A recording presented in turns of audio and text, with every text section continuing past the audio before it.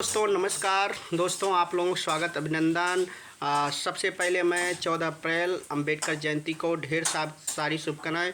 भारत के संविधान निर्माताकर्ता डॉक्टर बाबा साहब भीमराव अंबेडकर की जयंती पर आप लोगों को ढेर सारी शुभकामनाएं एवं जूनियर रीडर शिक्षक परिवार की तरफ से आप लोगों को सभी देशवासियों को ढेर सारी शुभकामनाएं अंबेडकर जयंती को।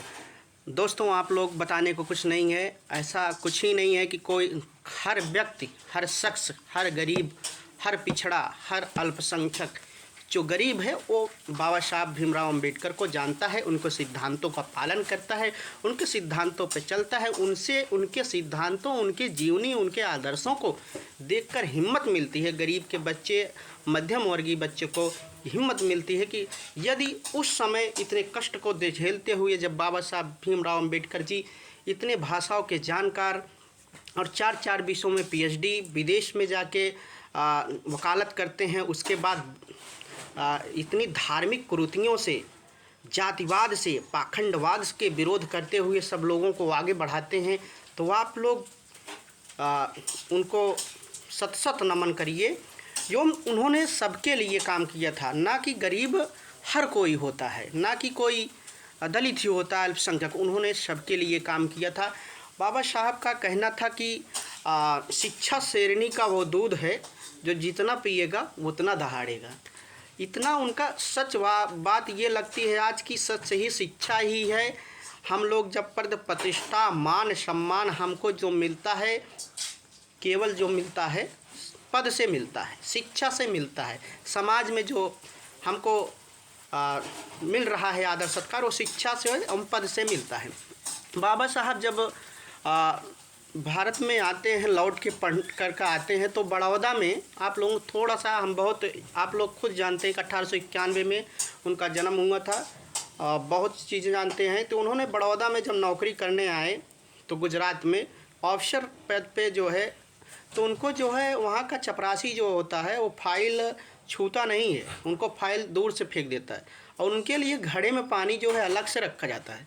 तो बाबा साहब सोचते हैं कि जब इतना पढ़ने के बाद, इतनी भाषाओं की जानकारी, चार विषयों में जब मेरे साथ ऐसा हो रहा है, तो अन्य जो गरीब हैं, दलित, पिछड़े, अल्पसंख्यक हैं, इनके साथ यही व्यवहार होता रहेगा। तो उन्होंने उस दिन से कसम खाई थी कि ठीक है, मैं हिंदू धर्म में जन्म लिया हूँ, लेकिन मरते समय हिंदू धर्म नहीं रहेगा। हिंदू धर्म उन्होंने बाद में जो है बौद्ध धर्म अपनाया था 1956 में जब उनकी मृत्यु हुई थी। दोस्तों आप लोग जानते हैं कि बाबा साहब 64 वर्ष का ही जीवन रहा और मृत्यु भी विवादास्पद रहा। यदि हमारे पुरोधा थे, हमारे पूर्वज थे, हमारे भगवान हैं, यदि हमको एक चीज़ ये सीखनी चाहिए कि यदि 64 साल वो जिए थे, अगर उनके और भी जी सकते थे, लेकिन वो मृत्यु है, सत्य है, मृत्यु तो होनी है, लेकिन हमारे बुजुर्गों का उनका सम्मान करना चाहिए। इसीलिए आज हम लोग 14 अप्रैल को जयंती मनाते हैं कि हमारे बुजुर्ग थे, हमारे पुरोधा थे, हमारी सपनों को आगे बढ़ाने का कार्य किया था उन्होंने। और दोस्तों आप लोग जानते हैं कि बाबा साहब को 1990 में भारत रत्न दिया गया था और 1990 से ही जो है उनकी जयंती मनाई जाने लगी। जब त्रिगुट की सरकार बनी तो उसमें बहुत से समाजवादी नेता, बहुजन नेता, जिन्होंने और माननीय काशीराम जी आज के सहयोग से जो है आज के सहयोग से सब कुछ उनका जन्म मनाना शुरू हो गया और उनका सम्मान जो है भारत रत्न देकर दिलाया गया। दोस्तों आप लोग जानते हैं कि हम लोग जयंती मनाना ऐसा हम लोग भूल जाएंगे बस एक दिन मना के कि बाबा साहब के उनके जो विचार हैं उनको ज़िंदा रखना है।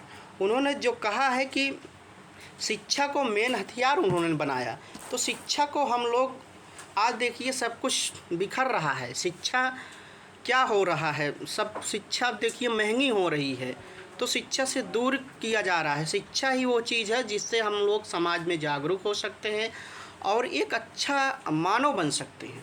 तो दोस्तों मैं बहुत बड़ा वीडियो नहीं करना चाहता हूँ, बहुत सी चीज़ें ऐसी हैं कि बहुत इनके बारे में तो पूरा गाथा ही है बाबा साहब के बारे में। लेकिन दोस्तों एक चीज़ मैं लास्ट में कहना चाहता हूँ, बाबा साहब के आज़ाद देश हो जाने के बाद भी उनको मिटाने की, उनके विचारों को मिटाने की प्रक्रियाएं चली, लेकिन दोस्तों एक और चली और उसमें कामयाबी भी मिली। लोग केवल ये बतला दिए कि केवल दलित के थे। आज हमारे बहुत से साथी हमारे साथ हैं जो ओबीसी समुदाय से हैं, अल्पसंख्यक हैं।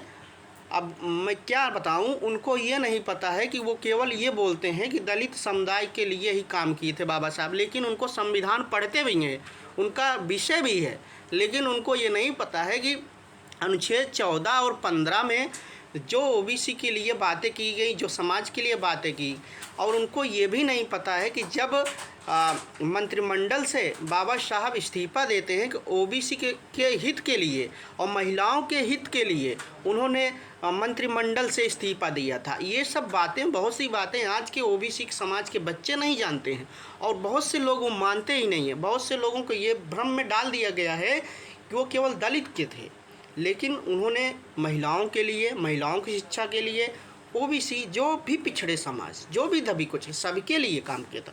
आज संविधान में जो आरक्षण मिला 1990 से मिला, आज बातें हैं तो उनकी देन थी। तो दोस्तों आप लोगों को मैं यही कहना चाहूँगा, फिर से तहे दिल से हार्दिक शुभकामनाएं। चैनल को सब्सक्राइब करिए, शेयर करिए। धन्यवाद दोस्तों।